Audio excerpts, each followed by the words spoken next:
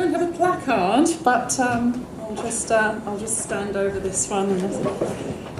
When I first sort of heard that I was going to be given a chance to talk for Orwell, my sort of memory immediately went back to when I first read both Orwell and Kipling, which was when I was 10 years old, and or probably younger actually. But if somebody had said to me then that I was going to be sort of putting them into some sort of conflict with each other or an adversarial relationship, obviously I wouldn't have made any sense of it at all, because for me they just both wrote fantastic animal stories. It's as simple as that. And I loved them both. So when I sort of took the opportunity to get ready for this talk, I did some very grueling research.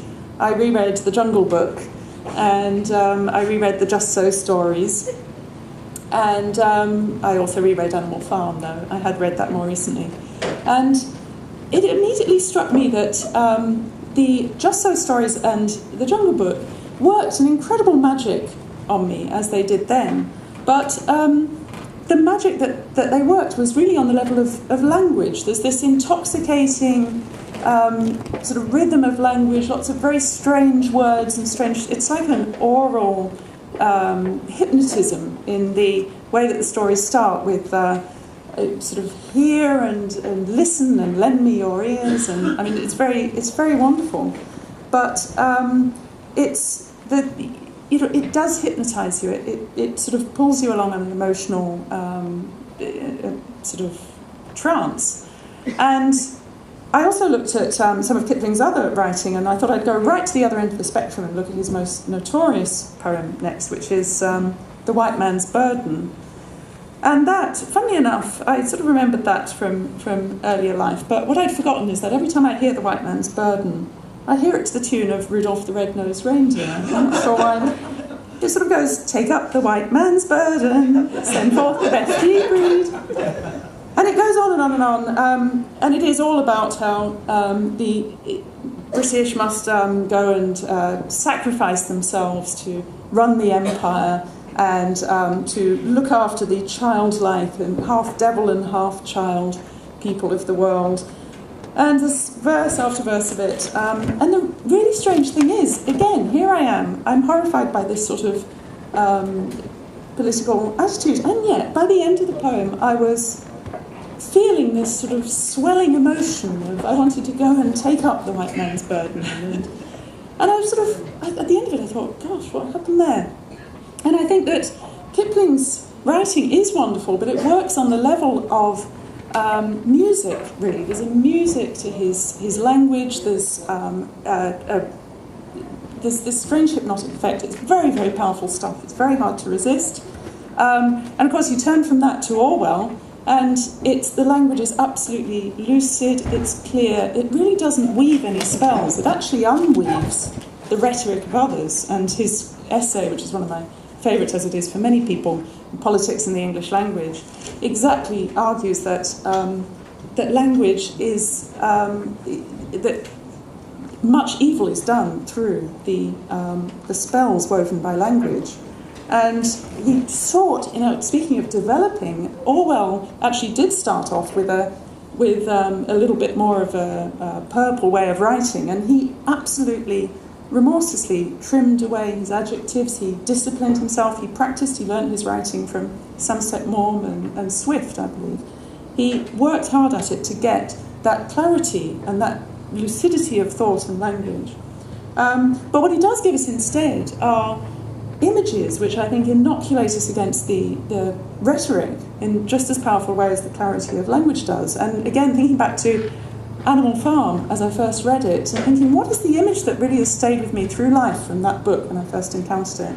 And it's the image that comes right at the end of the book when the pigs and the human farmers from surrounding farms have become so indistinguishable. All the other animals are looking through at the inside of the farmhouse, where the pigs, representing, of course, Stalin and Trotsky, have drinking and playing cards and gambling and laughing with all the human farmers that they supposedly had overthrown.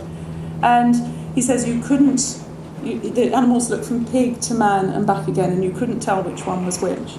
And that absolutely stuck with me. And what that has been for me, and I think is for many people, is just an image that kind of protects you against.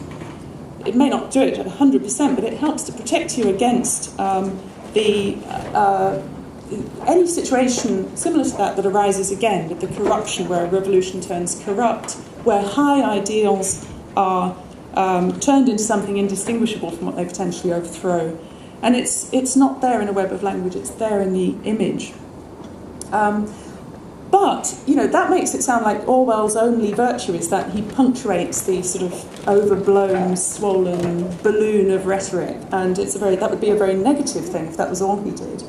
But I think that what makes him so much more inspiring and a level even beyond that, and somebody that I certainly constantly return to, is for inspiration as well as, funnily enough, that implies breathing in and puffing yourself up with air again, doesn't it? But I think it's a different kind of inspiration. Is his way that every subject that he addressed, he sort of ran it through, it's like a test drive, ran it through a test of humanity and fellow feeling. And you see this in, for example, the essay A Hanging, which describes a hanging, somebody who was about to be executed, going to be hanged. And he watched the man walking through the street towards the place of execution, and he noticed that the man stepped sideways to avoid stepping into a puddle. And it's this, and at that moment, Orwell describes feeling that man is just like me. He's as terrified of death as I am. And yet he still doesn't want to get his feet wet. And this is just a basic sort of human desire not to get your feet wet. Another moment is in the road to Wigan Pier, where he sees a woman trying to struggle to unplug a drain, and it's a horrible job, and she's wet and cold and miserable. And again, he's like, that woman doesn't want to be in that situation any more than I would. He's always looking for points of contact with other human beings. He's always putting himself in the position of the person who's suffering, of the person who he could be in that situation just as well. So there's no distinction between different kinds of people, and I certainly should cut it short there. But that to me is the essence of Orwell, and it's something that goes far beyond rhetoric. It goes far beyond blowing yourself up with beautiful words, and it's the thing that makes me go back to him again and again. Thanks very much.